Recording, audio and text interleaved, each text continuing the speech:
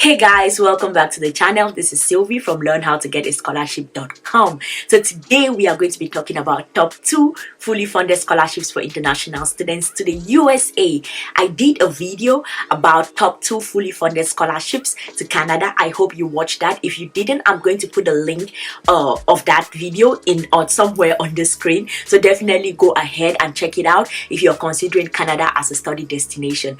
But yes, let us get into it. Let's talk about this particular scholarships, top 2 fully funded scholarships for international students in the USA. So the scholarships we are talking about today is the Harvard University Academy Scholars Program and the Hubert Humphrey Fellowships. I've spoken about this before in the live streams here on I posted it here on YouTube. So if you haven't watched it, probably I should link them somewhere here. The Harvard University Academy Scholars Program as well as the Hubert Humphrey Scholarships. So let's get into it and then let us see what are the differences between the scholarships. And yes, they are all fully funded, but what are the differences between both of them? So let's start with number 1. Actually, both scholarships, the deadlines are on 1st of October 2021. Both scholarships have the same deadline, the 1st of October 2021. So if you're going to be applying for any of them, make sure that you apply before it is the 1st of October 2021. And then of course the funding structure is a bit different. When you look at the Harvard University Academy Scholars Program, they give students $70,000 annually. These are students that have already had their PhDs and are thinking about going applying to it towards a postdoc. And if you're still a PhD student, you're going to be given $35,000. Meanwhile, waiting for you to get like your PhD. Now, when you get your PhD, then they're now going to like boost it up to $70,000 annually that you're going to be given. But for the Hubert Humphrey Fellowship Program, you're going to be paid like your tuition, you're going to be paid for English courses, you'll be given a stipend, health coverage, book, computer fees, air travel, and some payments for like professional developments, like you have field trips, conferences that they are going to pay for. So you see that the Hubert Humphrey, like they provide bits and pieces of money for a lot of things that you are going to be doing. And that leads me to actually the 4th point where it really makes sense to talk about it right now, because the Harvard program is strictly for academics, because you can see it's like a postdoc kind of a thing for students who are either PhD students or recent PhD graduates. And then now you have this Hubert Humphrey program is actually for professionals. So they are targeting professionals from different parts of the world. You all go to the US for a particular period of time. The Harvard program is actually 2 years in residence in Harvard, but I don't really know. I tried to do some research. If any of you know about it, please do well to let me know in the comment section. How long is the Hubert Humphrey program? Because I tried to read about it online, do some research, and I couldn't find how long this particular program is for. So yes, so Harvard is actually 2 years. This one I don't know how long, but you will have to check for those. And then with the Harvard program, the only participating university is Harvard University. So if you apply for it and you're taken, you go, just as I said before, it's an in-residence program to Harvard, so you go just there to do your program in Cambridge. And while for the Hubert Humphrey program, they have participating universities. They have several universities that are going to be participating. So I'm just going to show you the list of universities that are going to be a part of this particular Hubert Humphrey program. Fellowships website, you're going to see host universities. And this is the page here. So you see American University, Washington College of Law, Arizona State University, Boston University, Cornell University, Emory University, Massachusetts Institute of Tech. So this is MIT, Michigan State University, Pennsylvania State University, Syracuse University, University of California, Davis, University of Minnesota, Vanderbilt University, and Virginia Commonwealth University. So these are the host universities for the program. Then the other difference between both programs is that the Hubert Humphrey program actually provides 700 awards annually. 700. That is a huge number from all parts of the world, of course, but 700 is not a small number at all. So they provide 70 slots for students for professionals from all over the world. I do not know. I checked like the database of the number of students that were granted the Harvard University Academy's program yearly, and I saw like 5,454. That is what I saw. So you can see like the difference between how many slots are provided for the Hubert Humphrey program and the Harvard program, like it's like worlds apart. 700 and then 5. That is how different it is. Okay, and then for the eligibility, I'm going to show you all like on my laptop the differences between the eligibility for the Harvard program. Of course, because it's like a study program, they are looking at your academic achievements and things like that. But for the eligibility for the Hubert Humphrey program, it's structured a bit differently. So let's go to my laptop. Let me show you that. So it says, am I eligible? So you see, you need to have like an undergraduate, like a first bachelor's degree, a minimum of 5 years full-time professional experience, limited or no prior experience in the States. You need not to have gone to the States before, demonstrated leadership qualities, you need to show that, and then a record of public service within your community and English language ability. So make sure that you meet the eligibility criteria for the Hubert Humphrey program before you apply. A difference is also like the programs that are eligible.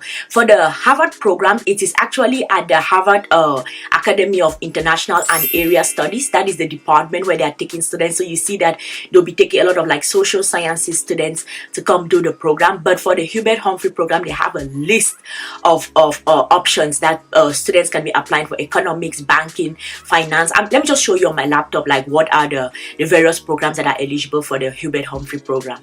Development, finance and banking, public policy analysis and public administration, technology, policy and management, human resource management, rights and freedom. So you have communications and journalism, international religious freedom, law and human rights, trafficking of persons, policy and prevention, and then other sustainable lands. They have agriculture and rural development, natural resources, environmental and climate change, urban and regional planning, and then for thriving communities, they have contagious and infectious disease. So if you're in something, especially right now with COVID and everything, this will be really good. Public health policy and management, HIV/AIDS policy and prevention, substance abuse education, treatment and prevention, educational administration, planning and policy, higher education administration, teaching of English as a foreign language. So these are the programs that are eligible. You can apply for any of those for the Hubert Humphrey Fellowship. And then finally, the application process. The application process for Harvard, of course, is different from the application process for the Hubert Humphrey program. But what stands out a lot is that for the Hubert Humphrey program, you have to go through your local US embassy.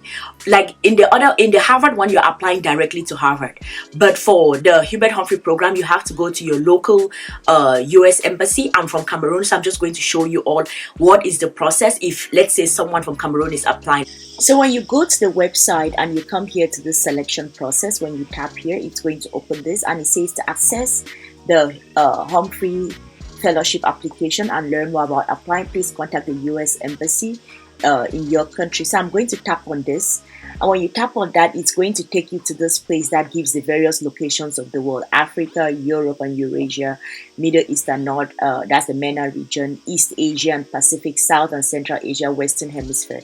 So I tap Sub-Saharan Africa because that is where I'm from, and then my job is to look for my country. Oh yeah, this is Cameroon. So you see there is a link here. This is supposed to be hyperlinked. Others are hyperlinked. Ours is not.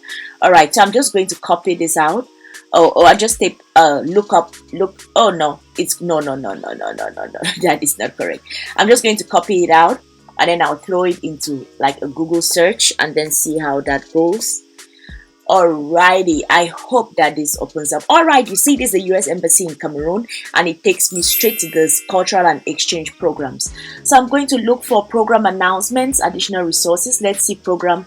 Oh, there is program applications here. Probably I should have gone there. Alright, so you have the SUSI for Cameroonians, SUSI for secondary educators, blah blah blah. The Hubert Humphrey Fellowship Program. Alright, it says closes on when? What? This is January, February, March, April, May. This is May 16th. So it closed in my country already. The US Embassy competition open program. Oh wow, fields. So the fields in my country are sustainable development, world communications, education, eligibility criteria. The preliminary application is available here. Let me see that. Let me see. I clicked on that one and then it takes you to where? Oh yeah, this is the application form, right? So if you go to that Hubert Humphrey website, you're not going to see any application form there.